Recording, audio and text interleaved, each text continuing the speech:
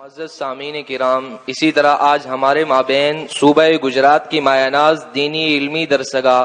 دارالعلوم فلاح دارین کے صدر القراء حضرت مولانا قاری و مقری محمد صدیق صاحب سانسرودی فلاحی دامت برکاتہم العالیہ جیسی عظیم فنی شخصیت بھی اس مبارک اجلاس میں رونق افروز ہیں۔ میں حضرت قاری صاحب کا تمام شرکائے اجلاس کی جانب سے خیر مقدم کرتے ہوئے ادب و احترام کے ساتھ گزارش کروں گا کہ تشریف لائیں اور اپنے طویل فنی تجربات کی روشنی میں ہماری رہبری اور رہنمائی فرمائیں۔ نحمده ونصلي على رسوله الكريم اما بعد اعوذ بالله من الشيطان الرجيم بسم الله الرحمن الرحيم ثم اورثنا الكتاب الذين اصطفينا من عبادنا صدق الله مولانا العظيم۔ گرامی قدر مرجع العلماء بقیت السلف، ہم سب کے مربی و مشفق صدر محترم، اسی طرح ایک طویل عرصے سے جن کی محبتیں اور شفقتیں اس عاجز کو حاصل ہے، ایسے رئیس القراء شیخ المقاری دامت برکاتہم العالیہ نیز یہاں موجود انتہائی قدر و منزلت کے حامل اساتین علم و فضل اور جامعہ کی اس پاکیزہ درسگاہ میں علوم نبویہ صلی اللہ علیہ وسلم کے حصول کی نیک نیتی سے تشریف فرما مہمانان رسول صلی اللہ علیہ وسلم، اللہ رب العزت کا کس عبارت میں شکر بجا لائیں کہ اس ذات نے ہمیں اور آپ کو پھر ایک مرتبہ ایک ایسے زمرے کی صحبت میں بیٹھ کر اللہ کے کلام کو حسین اور پرکیف انداز میں سننے کا موقع ملا، جس زمرے کی خاندانی روایت ہے اور جس زمرے کی تاریخ ہے کہ جہاں اللہ کے بہت نیک نفوس بندوں نے معانی قرآن کی مختلف الجہات حفاظت فرمائی، وہاں ایک طبقہ شروع زمانے سے لے کر اب تک قرآن کریم کے الفاظ اس کی کیفیت تلفظ کی حفاظت کا بیڑا اٹھائے ہوئے، ادائے جبریل علیہ الصلاۃ والتسلیم کو سنبھالے ہوئے ہیں، اور قرآن کریم نے اداؤں کے جس کمال کے لیے سرکار دو عالم صلی اللہ علیہ وسلم کو اطمینان دلاتے ہوئے لا تحرک بہ لسانک لتعجل بہ ان علینا جمعہ کے بعد وقرآنہ بھی فرمایا تھا۔ الحمدللہ ثم الحمدللہ، اس طبقے نے الفاظ قرآنی، کیفیت تلفظ اور وجوہ ادا کی حفاظت میں اپنی تاریخ ثبت فرما دی۔ دیگر امم اس کی کہیں کوئی مثال پیش نہیں کر سکتی، لیکن اللہ کا شکر بجا لائیے کہ شروع میں ایک ایسا طبقہ رہا جن کی زبردست عرق ریزی اور حیرت انگیز محنتوں کا نتیجہ ہے کہ بڑی آسانی سے ہم اور آپ ان مختلف قرأتوں کو پڑھتے پڑھاتے ہیں، ورنہ جیسا کہ تاریخ شاہد ہے کہ امام نافع رحمۃ اللہ علیہ نے 70 مشائخ سے مختلف وجوہ قرأت کو حاصل کیا، اور اس کے بعد اپنے ذوق سلیم اور مختلف وجوہ ترجیح کے تحت اس ذخیرہ قرأت سے مختلف وجوہات کو منتخب کر کے ایک قرأت کا سیٹ تیار کر لیا، جس کو آج ہم اور آپ قرأت امام نافع کہتے ہیں۔ اور امام نافع رحمۃ اللہ علیہ نے اپنے شاگرد امام قالون کو اپنی منتخب وجوہات کے اس سیٹ سے نوازا۔ امام قالون نے وہی منتخب سیٹ کا استفادہ فرمایا۔ امام ورش رحمۃ اللہ علیہ کا جہاں تک مسئلہ ہے، چونکہ وہ مصر سے بڑی عمر میں تشریف لائے تھے اور انہوں نے مصر میں کچھ ایسی وجوہ ادا کو سنا تھا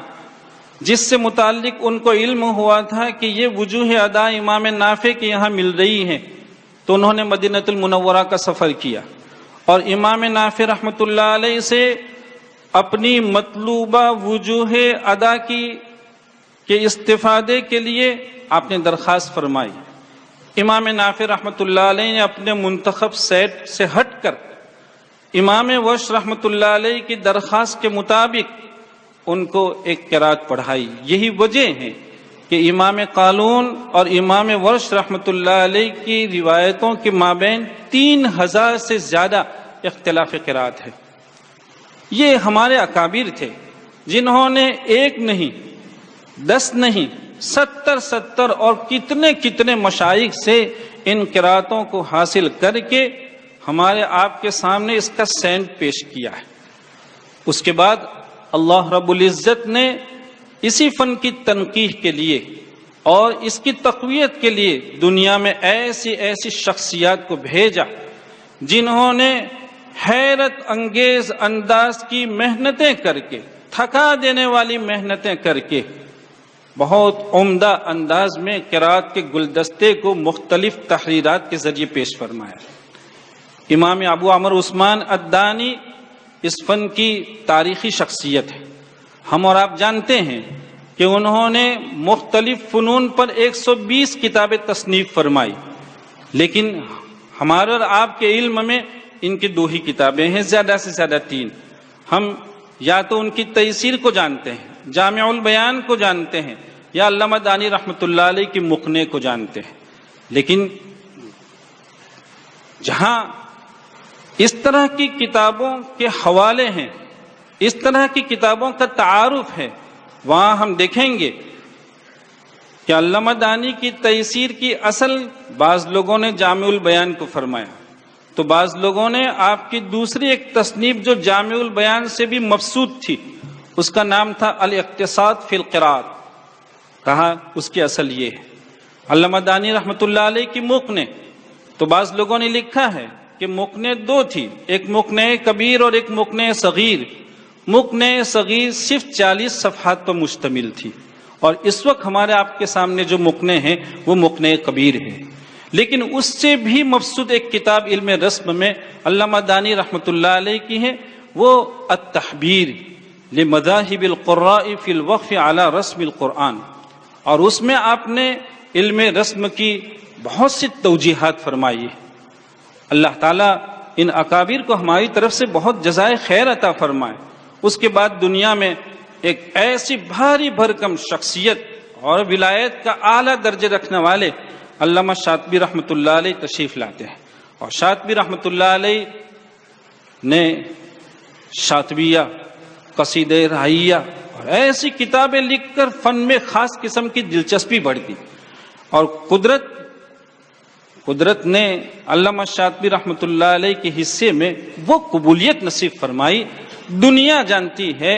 کہ علم قرات پر جہاں قصائد لکھے گئے، بڑی بڑی تصنیفات ہوئی، لیکن شاطبی رحمۃ اللہ علیہ کی قبولیت الحمدللہ آج بھی امتیازی شان رکھتی ہے۔ حالانکہ شاطبی رحمۃ اللہ علیہ کی وفات کے بعد دنیا میں ایک شخص پیدا ہوئے، جیسا کہ علامہ شہاب الدین قسطلانی رحمۃ اللہ علیہ نے لکھا ہے کہ محمد ابن عبداللہ بن مالک الطائی، وہ آئے شاطبی کی وفات کے بعد دنیا میں آتے ہیں، اور انہوں نے علامہ شاطبی رحمۃ اللہ علیہ کے قصیدے کی ایک تلخیص پیش فرمائی، اور وہ بھی اشعار میں، اور اس کا نام رکھا حرز المعانی لاختصار حرز الامانی۔ علامہ شاطبی رحمۃ اللہ علیہ کے حرز الامانی کا اختصار پیش کیا، اور وہ خود اس اختصار سے متعلق یہ فرما رہے ہیں وقد زادت وزادت،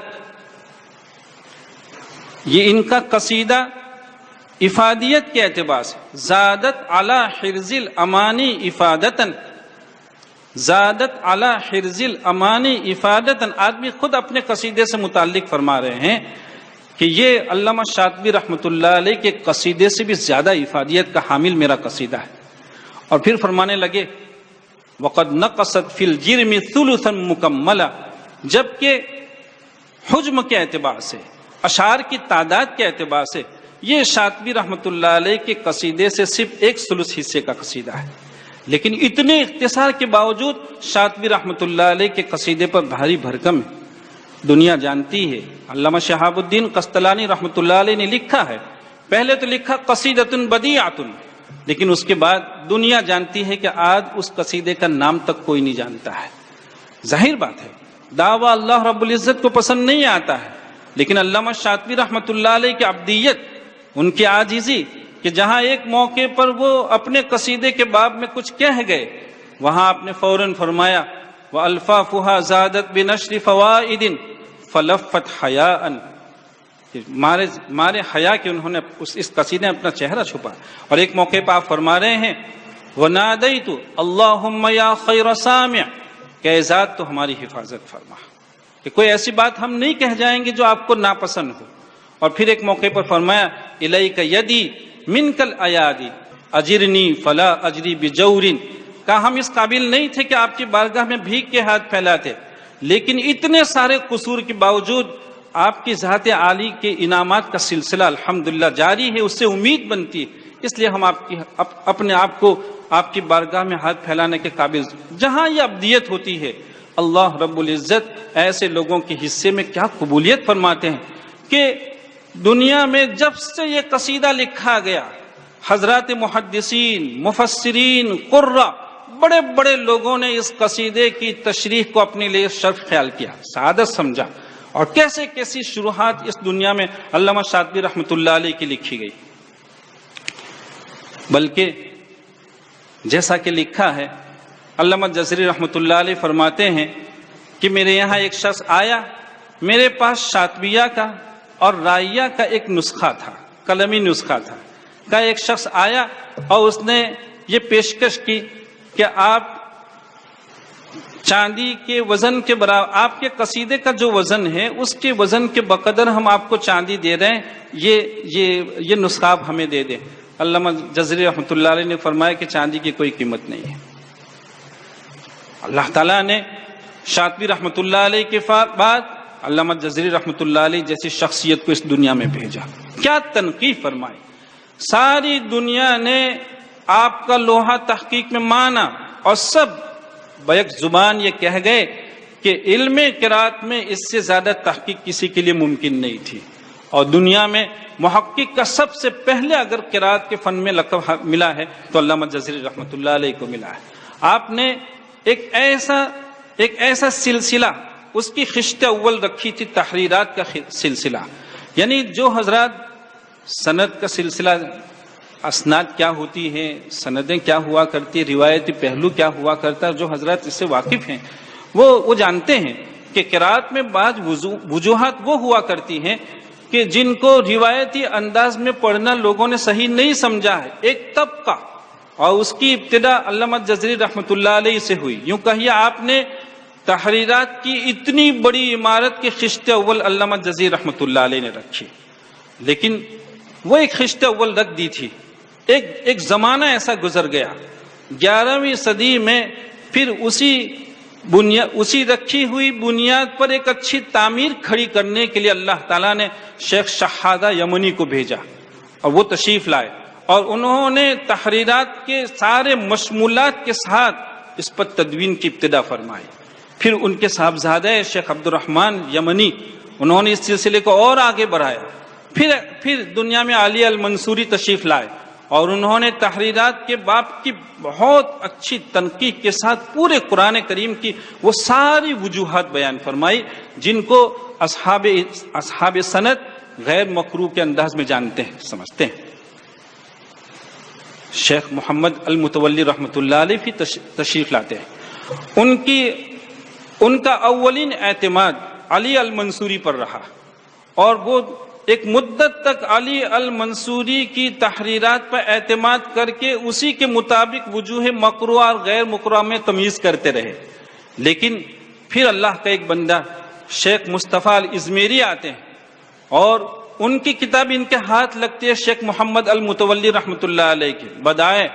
تو متولی رحمۃ اللہ علیہ نے جب دیکھا کہ بدائع میں ازمیری رحمۃ اللہ علیہ نے اپنے متقدمین اکابر سے کئی مواقع میں اختلاف کیا ہے،